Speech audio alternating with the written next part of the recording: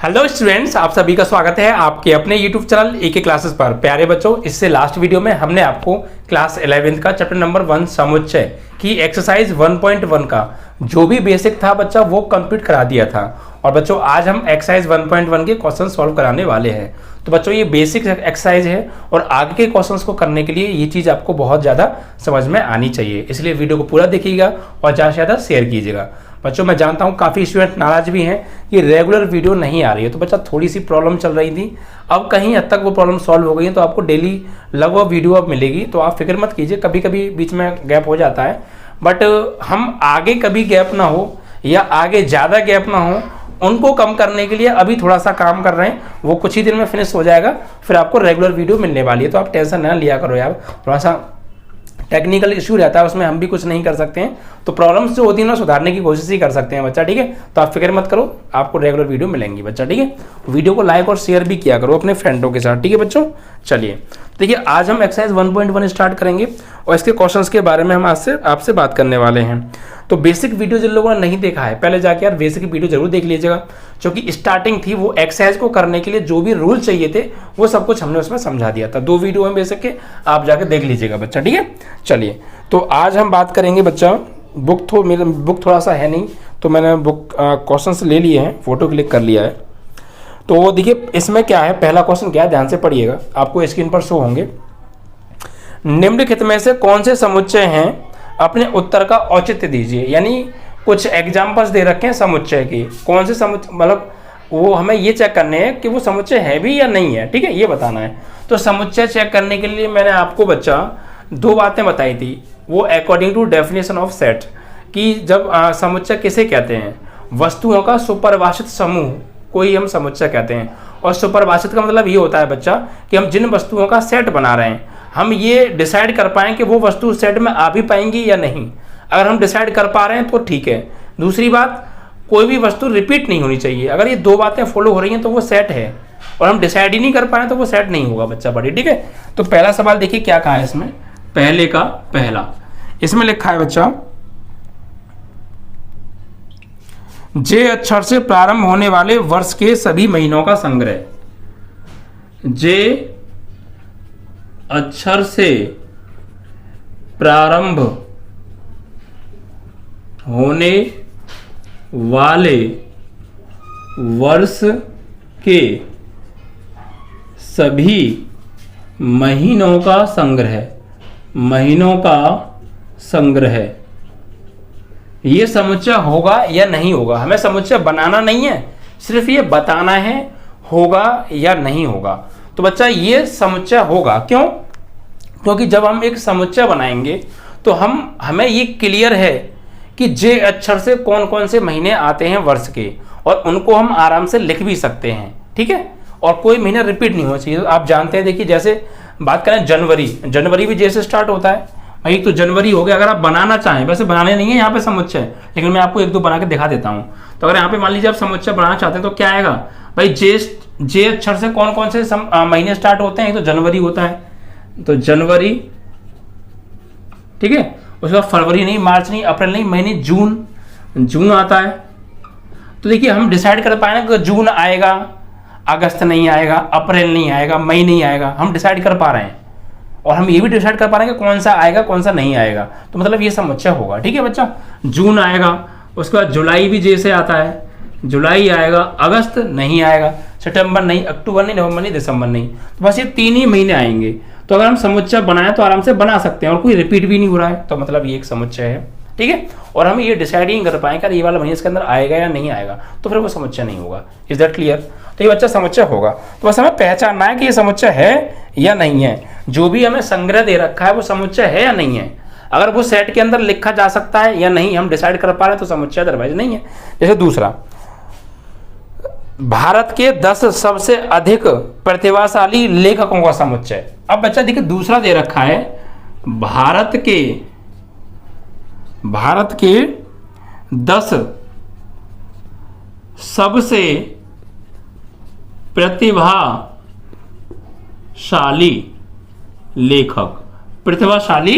लेखकों का समुच्चय। अब बच्चा ये बताइए, मैंने आपको ये बताया भी था, प्रतिभाशाली प्रतिभाशाली जो शब्द है ये बच्चा वेल डिफाइंड नहीं है, ये सुपरिभाषित समूह नहीं है।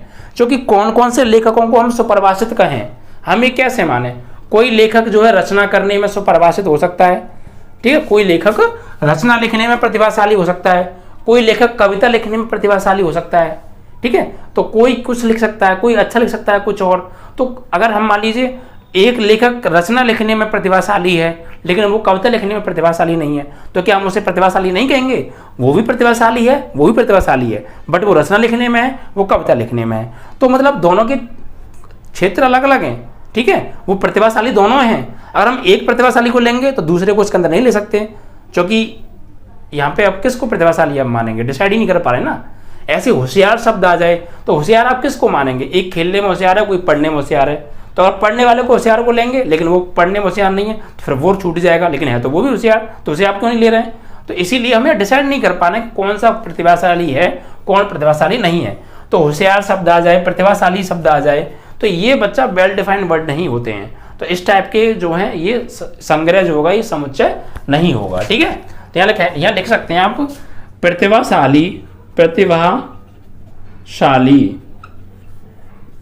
सुपरिभाषित, सुपरिभाषित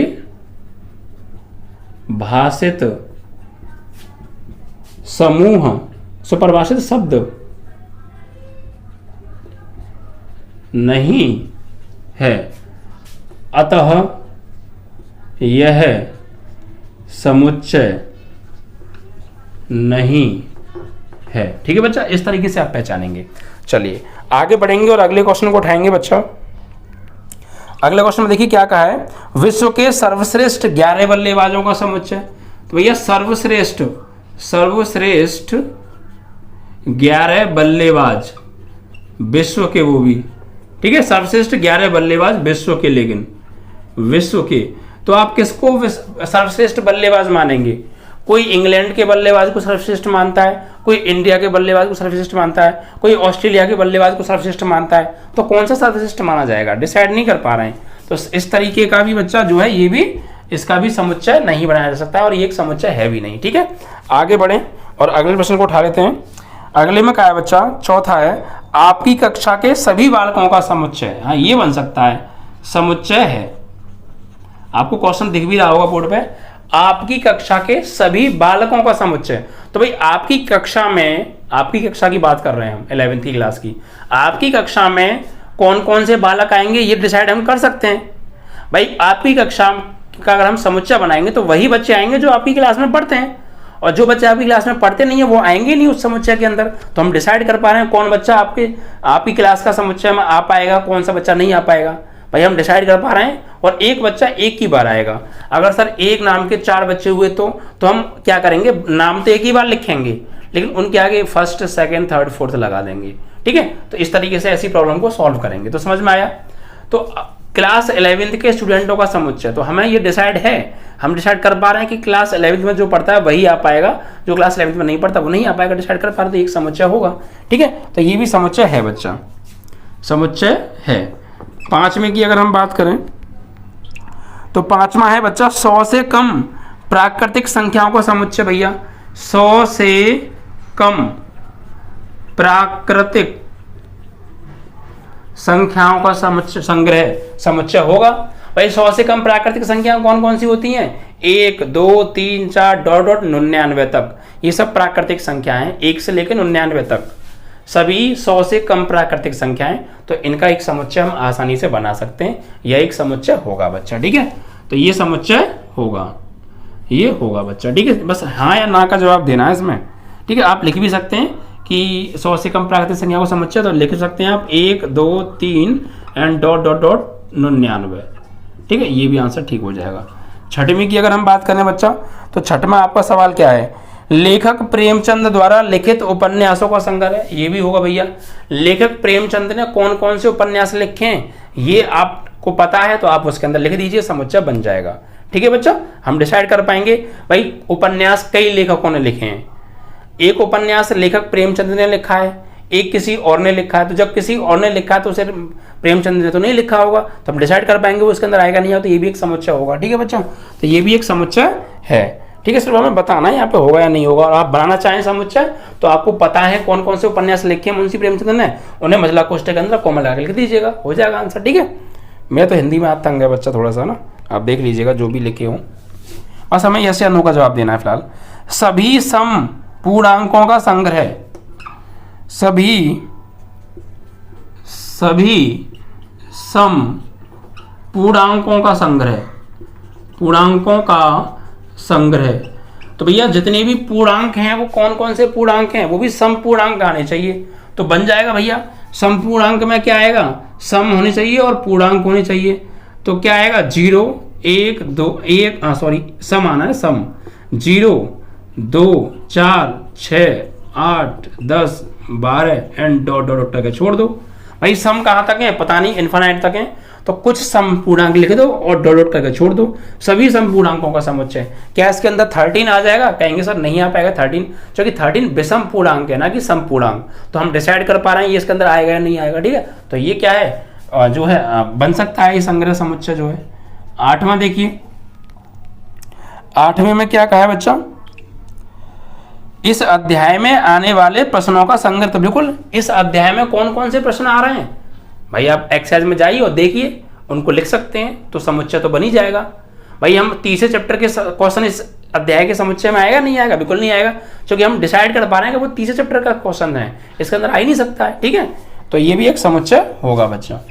ठीक है, आगे देखिए, विश्व के सबसे अधिक खतरनाक जानवरों का समुच्चय, विश्व के सबसे अधिक खतरनाक जानवरों का समुच्चय 9 क्वेश्चन है। तो ये विश्व के सबसे खतरनाक जानवर किसको कहा जा सकता है। खतरनाक जो शब्द है वो सुपरिभाषित नहीं है, क्यों, क्योंकि खतरनाक जानवर किसको कहा जाए। मैं तो किसी और मैं मान लीजिए शेर को खतरनाक मानता हूँ, कोई बच्चा हो सकता है सांप को खतरनाक मानता हो, कोई गैंडे को खतरनाक मानता हो, कोई जो है गीदड़ को खतरनाक मानता हो। तो खतरनाक की जो परिभाषा है वो अलग अलग है, इस खतरनाक को लेंगे तो वो खतरनाक रह जाएगा। ठीक है बच्चा, तो इसलिए ये एक सुपरिभाषित समूह नहीं है, तो इसका समुच्चय नहीं बन सकता है। ठीक है, तो आप लोगों ने समझे और देखे क्वेश्चंस कि कौन कौन से समुच्चय हैं, कौन कौन से समुच्चय नहीं है। इसी आधार पर हम डिसाइड करेंगे कि कौन सा संग्रह समुच्चय होगा और कौन सा संग्रह समुच्चय नहीं होगा। इतने क्वेश्चन करने के बाद आई होप कि आप समझ पा रहे होंगे कि हाँ कैसे डिसाइड किया जाता है कोई भी संग्रह समुच्चय है या नहीं है, और आप एग्जाम्पल्स भी बच्चा कर सकते हैं। ठीक है, चलिए अब आते हैं हम सीधे सीधे क्वेश्चन नंबर 2 पर। और देखिए क्वेश्चन नंबर 2 में क्या कहा है बच्चा, तो क्वेश्चन नंबर 2 में क्या है, निम्नलिखित समुच्चयों को मान लीजिए कि A बराबर एक समुच्चय दे रखा है और रिक्त स्थानों में उपयुक्त चिन्ह को भरना है। मतलब रिक्त स्थान भरने, यार वही बच्चों वाले काम। चलो देखिए सवाल नंबर 2 है बच्चा, हमें दे रखा है एक सेट है A बराबर और इसके एलिमेंट हैं 1 2 3 4 5 6 और रिक्त स्थान भरना है बच्चा। पहले में मैं लिखता हूँ 5 डॉट डॉट डॉट ए, दूसरा है बच्चा 8 डॉट डॉट डॉट ए, तीसरा है 4 डॉट डॉट डॉट ए, चौथा है 2 डॉट डॉट डॉट ए। ठीक है, तो देखिए बहुत इजी है। देखिए हमें सिंबल कैसा भरना है, सिंबल भरना है ये वाला, एक तो ये वाला और एक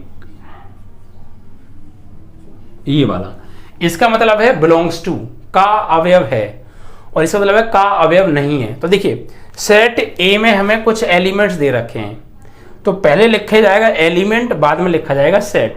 तो ये जो 5 एलिमेंट है ये सेट ए के अंदर आ रहा है, अगर आ रहा है तो संबंधित है यानी का अवयव है, ये वाला सिंबल लगेगा। और ये एलिमेंट सेट ए का नहीं है तो ये वाला अवयव, ये वाला सिंबल लगेगा। समझ में आया? चलिए तो अब भरेंगे। देखिए 5, देखो क्या 5 सेट ए का अवयव है, तो यहाँ पे सिंबल आ जाएगा belongs to. 5 belongs to A, set A. क्या 8 इस सेट ए का अवयव है? नहीं है, देखो 8 कहीं नहीं आया तो यहाँ लिखा जाएगा 8 does not belongs to set A, ऐसा सिंबल भरा जाएगा। 4 है तो 4 बिलोंग्स टू सेट ए। 2 भी है, 2 बिलोंग्स टू सेट ए, ऐसे सिंबल भर दो। अगर ये एलिमेंट, ये जो बिलोंग वाले सिंबल वाले एलिमेंट्स हैं ये सब सेट ए के अंदर आ रहे हैं इसलिए बिलोंग का निशान लगाया है, जबकि 8 वाला जो एलिमेंट है वो सेट ए में नहीं है इसलिए डज नॉट बिलोंग्स टू का सिंबल लगाया है। ठीक है बच्चा, तो ये क्वेश्चन नंबर 2 था, ये सिर्फ रिक्त स्थान भरवाए थे, इजी है, हो गए होंगे। आगे बढ़ें और अगले क्वेश्चन को उठा लेते हैं। देखिए क्या कहा है तीसरे प्रश्न में। तीसरे प्रश्न में बच्चा हमसे ये कहा है कि निम्नलिखित समुच्चयों को रोस्टर रूप में लिखना है। कौन से रूप में? रोस्टर में। यानी समुच्चय निर्माण विधि में तो हमें लिख के दिए हैं, इनको रोस्टर में लिखना है। रोस्टर विधि कौन सी होती है मैंने आपको बताई थी। रोस्टर विधि में समुच्चय मजला कोष्ठक के अंदर डायरेक्ट अवयवों को लिख देते हैं और उनके बीच में कॉमे का प्रयोग करते हैं, इसे बोलते हैं रोस्टर विधि। और समुच्चय निर्माण विधि में गुण को लिखा जाता है, ना कि अवयवों को लिखा जाता है। ठीक है, तो ये जो लिख के दे रखे हैं ये समुच्चय निर्माण विधि है और इसे हमें रोस्टर विधि में लिखना है। रोस्टर विधि में लिखो। और ये जो दे रखा है ये समुच्चय निर्माण विधि में पहला क्या है? a बराबर x सजट x एक पूर्णांक है। x क्या है? एक पूर्णांक है और x की जो वैल्यू है वो -3 से तो बड़ी है और +7 से छोटी है, ये कहा है बच्चा। ठीक है, और भी क्वेश्चन लेता हूं। क्वेश्चन नंबर 2 क्या है देखिए। b बराबर हमें दे रखा है x सजट x, संख्या 6 से कम एक प्राकृतिक है। 6 से कम एक प्राकृतिक संख्या है। ठीक है, ये लिख दिया बस। अब देखिए मैं इनका कैसे बनाऊंगा, इनको कैसे मैं समुच्चय उसमें रोस्टर विधि में लिखूंगा। देखिए सीधी सी बात है, रोस्टर विधि में क्या करते हैं? रोस्टर विधि इसमें क्या करते हैं? a बराबर मजला कोष्ठक के अंदर अवयवों को लिखते हैं और उनके बीच में कॉमे का प्रयोग करते हैं। तो देखिए यहाँ पे कहा है x सजट x, x क्या है? एक पूर्णांक है, यानी पूर्णांक लिखे जाएंगे। और पूर्णांक भी कहां से कहां तक है ये भी कंडीशन दे रखी है। यानी जो x जो पूर्णांक है, यानी जो x का मान है वो -3 से बड़ा और +7 से छोटा लिखना है। भाई ये सिंबल लगा ना, x का मान -3 से बड़ा है और 7 से छोटा है, तो वही पूर्णांक लिखे जाएंगे जो -3 से बड़े हों और +7 से छोटे हों। तो कौन कौन से आएंगे? -3 से बड़ा -2 है, -1 है, 0 है, 1 है, 2 है, 3 है, 4 है, 5 है और 6 है। बस ये आएंगे। ये जो पूर्णांक हैं ये सब -3 और +7 के बीच में आते हैं, यानी -3 से बड़े हैं और +7 से छोटे हैं, ये सब पूर्णांक। तो इनसे मिलकर समुच्चय बना दिया। समझ में आया? ऐसे बनाना था। अब देखिए इसमें क्या कहा है? x सजट x 6 से कम एक प्राकृतिक संख्या है, यानी 6 से कम प्राकृतिक संख्या लिखनी है। तो 6 से कम प्राकृतिक संख्या कौन कौन सी होती हैं? प्राकृतिक संख्या 1 से स्टार्ट होती है, +1 से, +1 +2 +3 +4 +5। 6 से कम लिखनी है तो 5 6 से कम है। अगर 6 लिख देंगे तो वो 6 के बराबर हो जाएगा। 6 से कम कहाँ होगा भाई? 6 से बराबर होता, कम नहीं होता। तो सिर्फ यहीं तक लिखेंगे आंसर। समझ में आया? ऐसे आपको करने हैं। तो इजी क्वेश्चन है ना, बस आप पहले पढ़ लीजिए, समझ लीजिए क्या पूछा है, उसी के अकॉर्डिंग आप कर दीजिए बच्चा पार्टी। ठीक है, चलिए अगला सवाल देखिए क्या कह रहा है इसी का तीसरा सवाल। x सजट x 2 अंकों की ऐसी प्राकृतिक संख्या है जिसके अंकों का योग 8 है। भैया c बराबर दे रखा है x सजट x 2 अंकों की ऐसी प्राकृतिक संख्या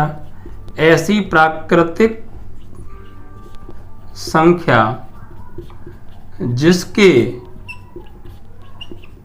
अंकों का योग कितना आना चाहिए बच्चा? 8 हो। ठीक है, अंकों का योग 8 हो। और क्या कह रहा है, आगे बढ़ते हैं। बस ये लिखा है 2 अंकों की ऐसी प्राकृतिक संख्या जिसके अंकों का योग 8 होना चाहिए। देखिए शर्त समझिए क्या कह रहा है। इसमें साफ साफ बोल दिया है कि जो संख्या है वो 2 अंकों की होनी चाहिए और प्राकृतिक होनी चाहिए और उनके अंकों का योग 8 आना चाहिए। तो हमें 2 अंकों की संख्या लिखनी है बच्चा। पहली बात तो 2 अंकों की संख्या बच्चा 10 से स्टार्ट होती है और 99 तक होती है। 10 और 99 और 10 और 99 के बीच की जो संख्याएं हैं वो सब 2 अंकों की हैं। ठीक है, अब इनमें से हमें कौन कौन सी संख्या लेनी है? सिर्फ वो संख्या लेनी है जिनके अंकों को जोड़ें और 8 आए। ठीक है बच्चा, चलिए तो हम देखते हैं। देखिए c बराबर, अब 10 के बाद 11 12 13, देखो 10 के बाद आएगा 11, तो एक अंक ये रहा, एक अंक ये रहा, 1 + 1 2 आ रहा है, 8 तो नहीं आ रहा, हमें 8 चाहिए। अगर हम 12 को लेंगे तो 1 और 2 3 आ रहा है, भैया 8 नहीं आ रहा, तो ये भी नहीं है।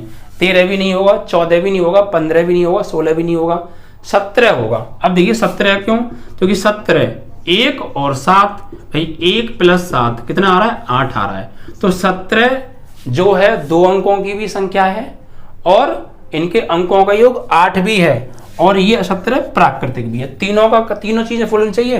पहले तो वो 2 अंकों की होनी चाहिए, दूसरा प्राकृतिक होनी चाहिए, और तीसरा उसके अंकों का योग 8 होना चाहिए, तभी वो इस सेट के अंदर आ सकती है, वरना सेट के अंदर नहीं आ सकती है।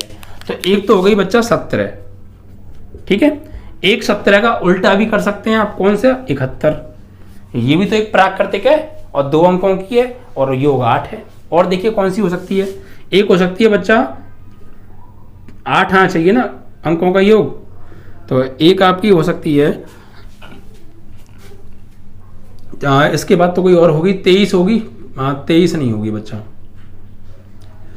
बात करें 23 तो होगी नहीं, 21 22 23 कुछ नहीं होगी इसमें से। सिर्फ हमें योग कितना लाना है, 8 लेकर आना है।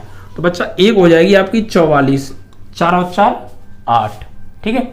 एक हो जाएगी आपकी 26, 26 क्या है देखो, 6 और 2 8, और एक हो जाएगी आपकी 62, ठीक है। और क्या हो सकती है, एक हो जाएगी आपकी 53, और एक हो जाएगी आपकी 35, इनका भी योग 8 है नहीं है, ठीक है। और देखिए और क्या हो सकता है, 17 और 71 हो गई, ये भी हो गई। और भी सोचिए क्या हो सकती है।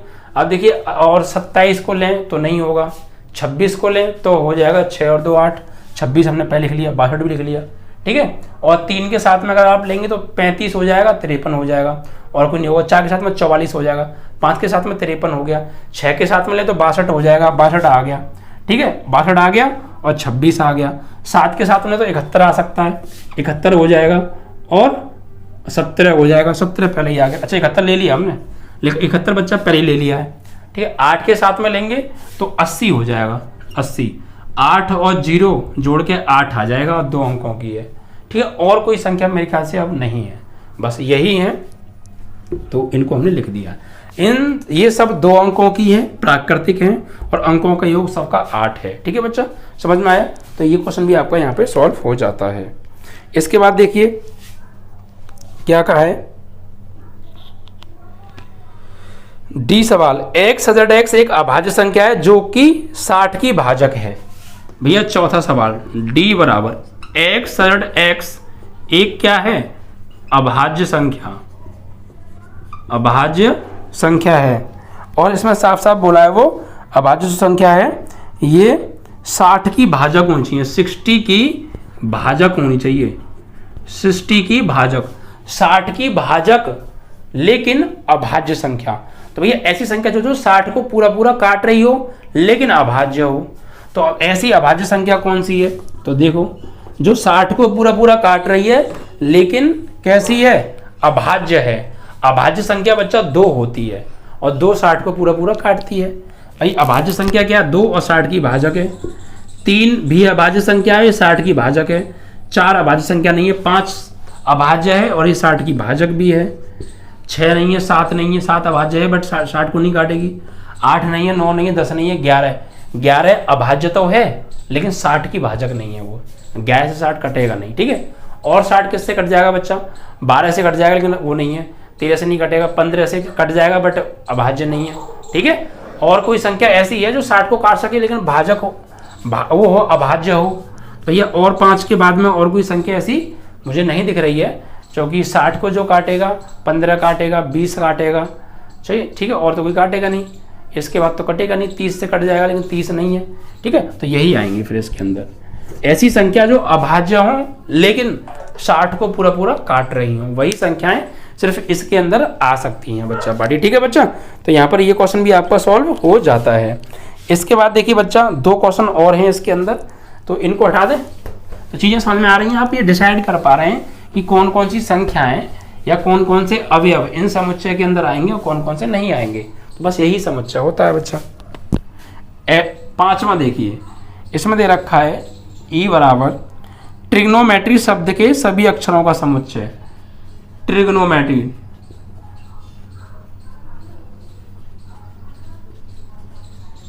ट्रिग्नोमेट्री, ठीक है, शब्द के सभी अक्षरों का समुच्चय, शब्द के सभी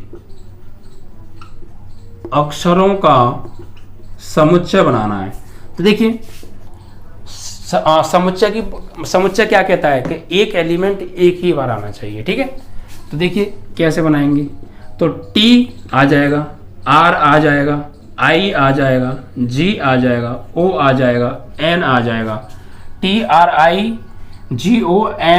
अब देखिए G वाला O आ गया, अब N आ गया, फिर इसके बाद एक और O आ रहा है, ये नहीं आएगा क्योंकि एक अवयव सिर्फ एक ही बार आ सकता है, रिपीट नहीं होता है समुच्चय में बच्चा, ठीक है।